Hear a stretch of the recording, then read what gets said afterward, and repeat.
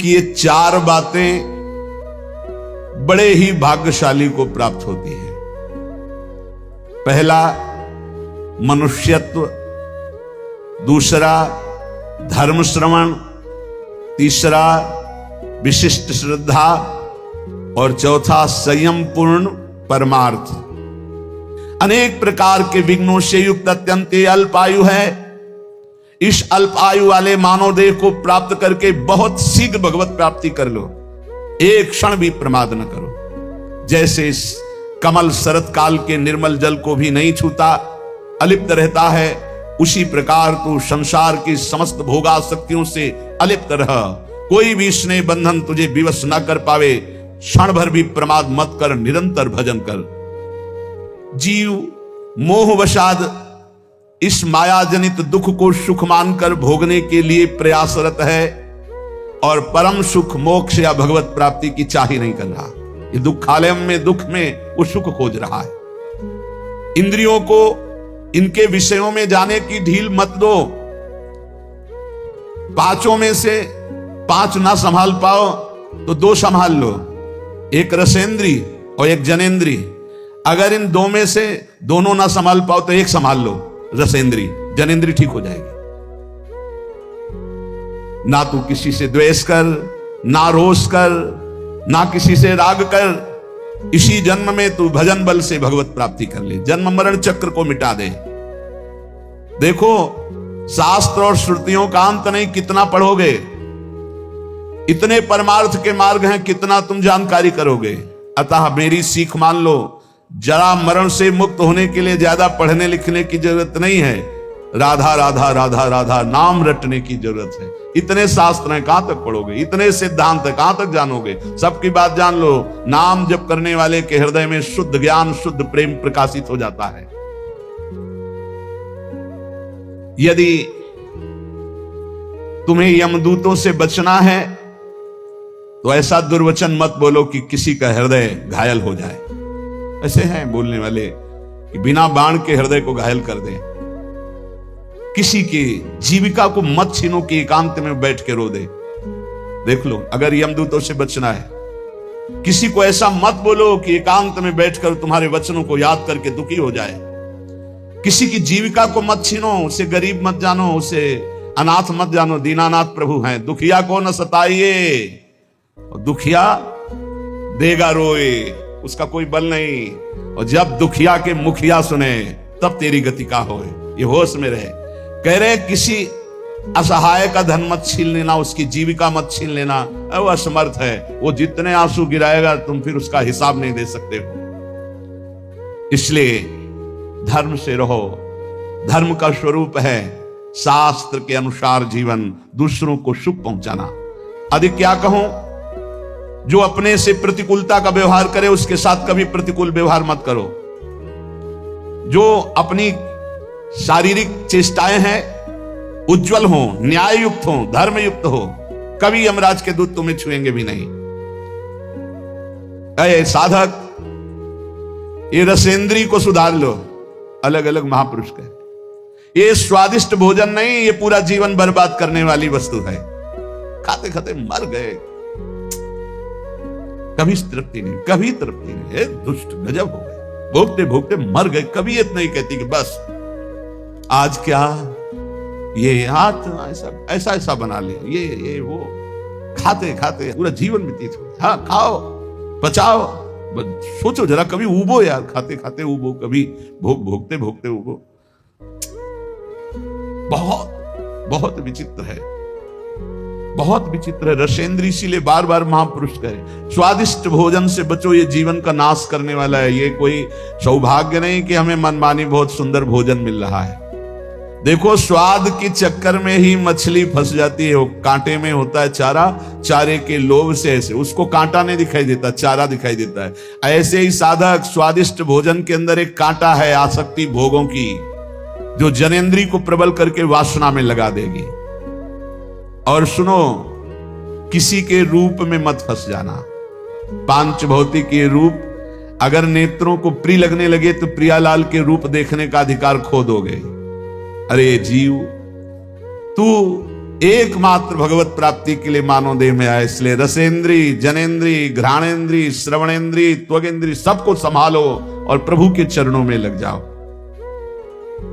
एक आदमी जानता है सब कुछ पर करता नहीं है, तो क्या फायदा जानकारी का? शास्त्रों के स्वाध्याय का, संत समागम का क्या लाभ मिला? तुम्हें बहुत जानकारी है पर तुम अपने आचरणों पे नहीं उतारते हो। एक आदमी है जानता नहीं पर जितना जाना चल दिया वो पहुंच जाएगा। इसलिए ज्यादा शास्त्रों की जानकारी के चक्कर में मत पड़ो। जितना जानते हो उतना आचरण में उतार लो। वही मोक्ष पाता है जो जितना जानता है उतना आचरण में उतार लेता है। जो सच्चा साधक होता है वो अंदर में अपने जितनी जानकारी है उसके अनुसार चलता है। वो कभी विपत्ति से विचलित नहीं होता। जीवन का सार यही है उपासक, भयानक से भयानक परिस्थिति आने पर भी प्रभु का चिंतन न छूटने पावे, धैर्य न छूटने पावे, किसी और का सहारा न ले लेना। ये सब महापुरुषों की बातें हैं, पकड़ लो। बहुत आनंद प्रदान करने वाली बातें हैं। बहुत सावधान। अय उपासक, जीवन का सार यह है कि भयानक से भयानक विपत्ति आवे, तुम्हें अपने धर्म से न डिगा पावे। दुनिया में रहते हुए दुनिया का कोई भी व्यक्ति और भोग तुम्हें आकर्षित न कर पावे। देखो भाई, देख लो, दुनिया में रहते हुए दुनिया का कोई व्यक्ति का भरोसा न हो और कोई भोग आकर्षण न कर पावे। हमारी चाहे अंग अंग काट दिया जाए पर हम अपने धर्म को नहीं छोड़ सकते। ऐसे निष्ठावान हम अपने धर्म, देखो यहां काटने मारने की तो कोई बात है नहीं, थोड़ा प्रलोभन आया और भ्रष्ट हो जाते हैं। अरे कह रहे हैं, यहां लिखा है, उपासक भयानक से भयानक विपत्ति की परिस्थिति में भी अपनी निष्ठा से चलायमान नहीं होना है। चाहे काट दिया जाए तो भी हम अपनी निष्ठा से चलायमान नहीं, तभी भगवत मार्ग पुष्ट होता है। पाप कर्म में कभी रति मत करना। ध्यान से सुनो, जो प्रश्न करते हैं कि पापी लोग बड़े सुखी दिखाई देते हैं, ये ताजे दूध की भांति पाप कर्म होता है। जैसे ताजा दूध न फटता है तुरंत और न विकार को प्राप्त होता है, पर आगे चल करके वो दुर्गंध युक्त हो जाएगा। ऐसे अभी अभी पाप हुआ है तो पूर्व के पुण्य काम कर रहे, सब काम बनता चला जाए, लेकिन वो पाप कर्म ढकी हुई आग के समान है। जिस दिन वो अपना रूप धारण करेगा भस्म कर देगा, तुम्हें नष्ट कर देगा। इसलिए जब तक तुम्हारा पाप भजन के बल से नष्ट नहीं हो जाता, तुम्हारा पीछा करता, विश्व में कहीं भाग के चले जाओ, वहीं तुम्हें दंड दे देगा तुम्हारा पाप कर्म। मत एकत्रित करो पाप कर्म, डरो पाप कर्म करने से। वो सुरक्षित तब तक पीछा करेगा जब तक तुम्हारा नाश नहीं कर देगा। दुष्ट स्वभाव के मित्रों का कभी भी संग ना करो। उत्तम स्वभाव वाले ही भगवत मार्ग के पथिकों से मित्रता करो। सब पर भगवत भाव पर दोस्ती नहीं।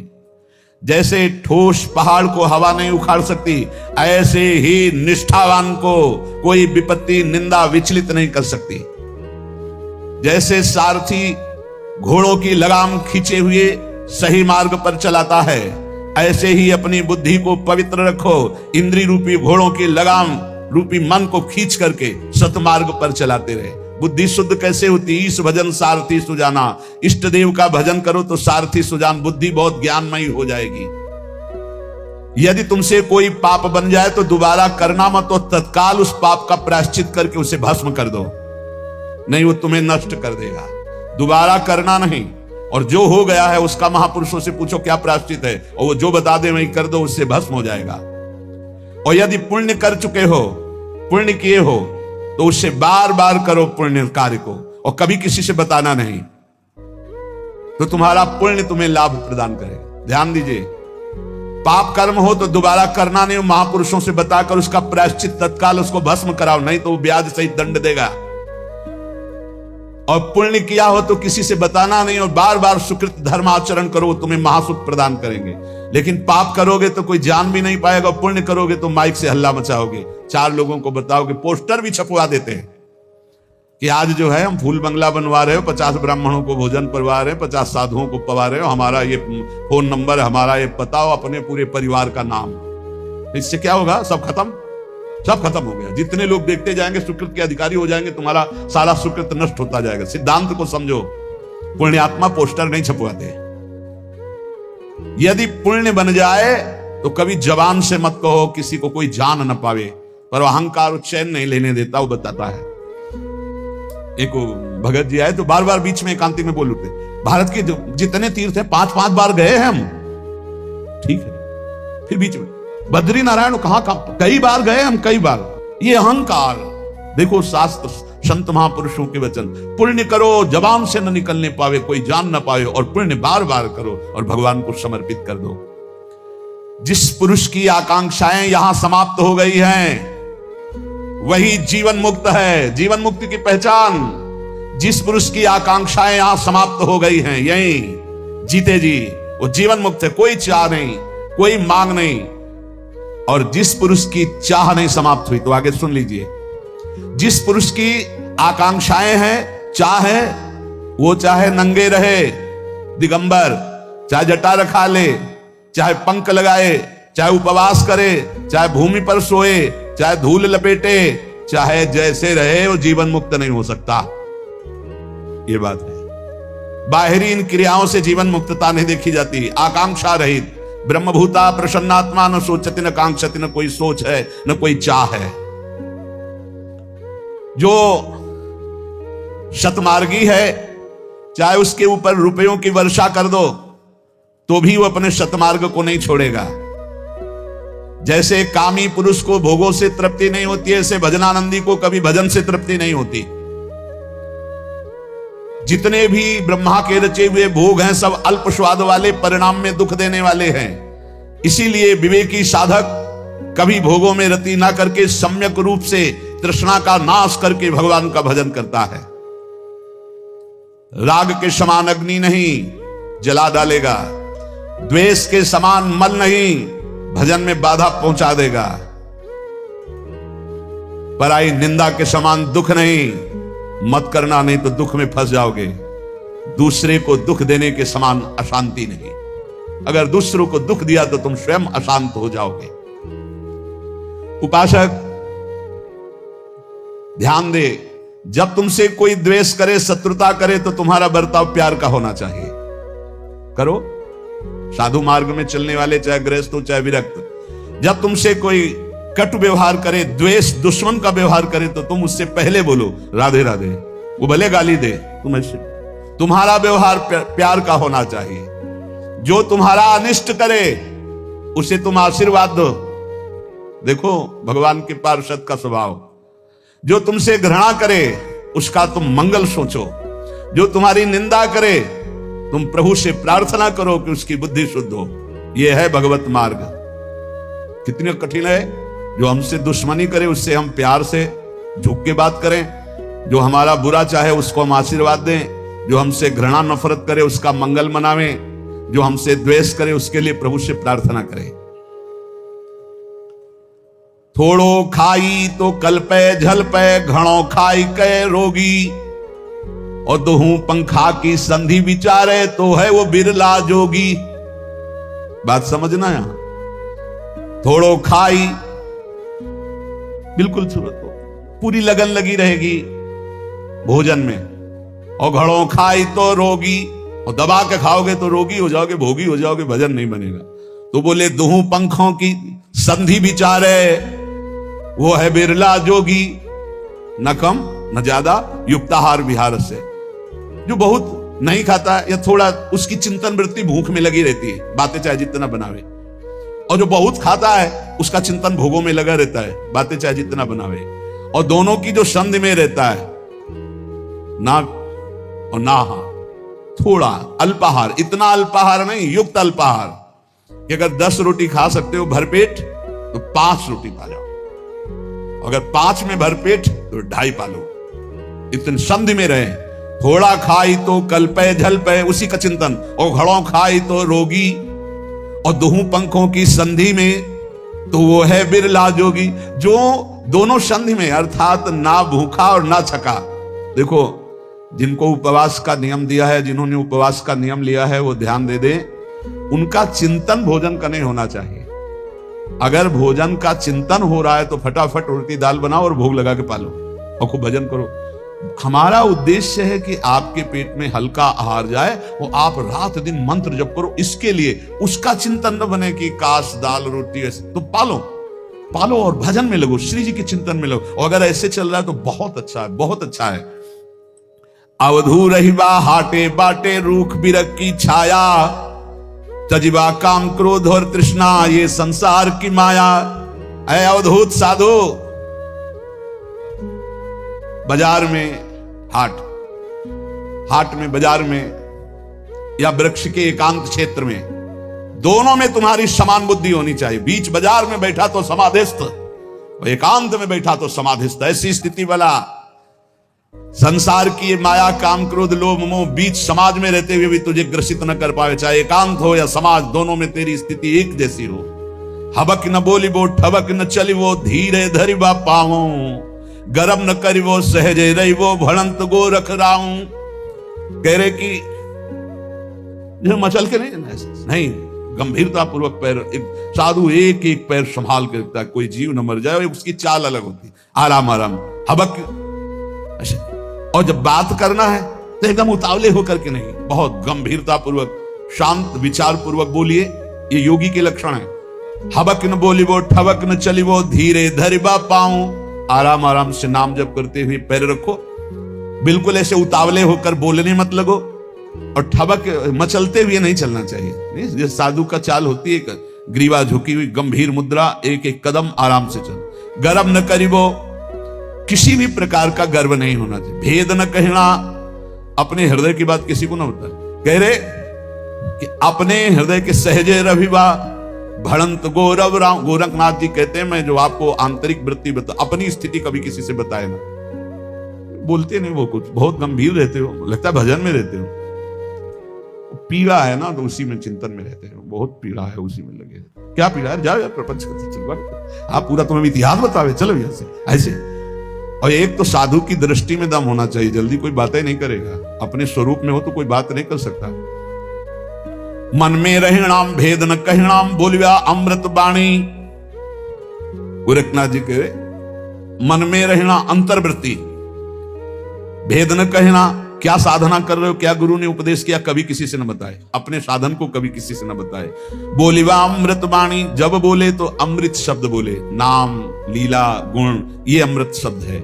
अगिला अग्नि होइबा अवधूत तो आपन होइबा पानी।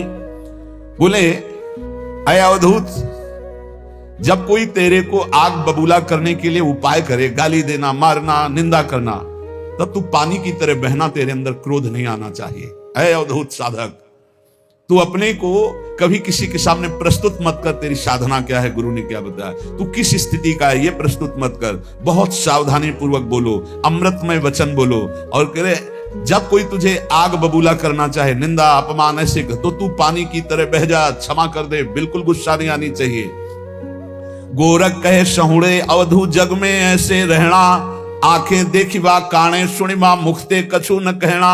नाथ कहे तो आपा रोपो हट करी बात न करना, यह जग है कांटे की बाणी, देख देख के धरना। गोरखनाथ जी कहते हैं तू संसार में दृष्टा मात्र है, इसलिए जब गाली दी जा रही, अपमान दिया जा रहा, अंतःकरण में जलन हो रही, तेरे में नहीं, तू दृष्टा मात्र साक्षी मात्र बना रहना। आंख से सब कुछ देखना, कान से सुनना, परंतु मुख से कुछ मत बोलना, तू दृष्टा बना रहना, तेरे को कोई परेशानी नहीं होगी। तू अपना आपा समझ, तू परमात्मा का स्वरूप है। हठ पूर्वक किसी से बात विवाद मत कर, ये जगत कांटे की बाड़ी है, बहुत देख देख के पैर रखना, नहीं तो कांटा चुभ जाएगा, फंसा लेंगे ये लोग, संसारी लोग फंसा लेंगे। तू अपने स्वरूप में रहना और साक्षी भाव में रहना।